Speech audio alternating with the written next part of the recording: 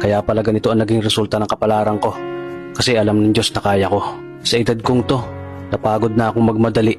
Kaya lahat ng ginagawa ko ngayon, ini-enjoy ko na lang. Siguro sa dami na rin ng aking pinagdaanan, napagtanto ko na ang buhay ay mas malawak at mas mahiwaga pa sa mga problemang dumarating sa buhay natin. Tumatanda na tayo, baka sa kakahabol natin sa masagana at maayos na buhay, ay hindi na natin na-enjoy ang buhay. Baka nabubuhay na lang tayo dahil nape-pressure tayo sa sasabihin ng ibang tao. Marami na rin akong mga naging maling desisyon sa buhay, pero lahat yun nagsilbing aral sa akin at natuto ako sa mga pagkakamali ko. May mga taong sobra nating mamahalin at bibigyan ng halaga, pero ibabalik lang sa atin ay kabiguan at matinding trauma.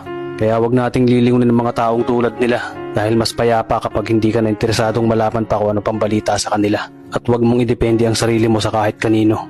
Tandaan mo, kahit sarili mong anino, iiwan ka din nito kapag madilim na ang paligid mo. Kailangan natin matutunan na huwag ikumpara ang sarili natin sa iba dahil hindi natin laban ang laban nila. Karera mo to, di nila karera. Dahil ang buhay ay hindi naman nasusukat sa kung sino ang mayaman, kundi kung sino ang payapa.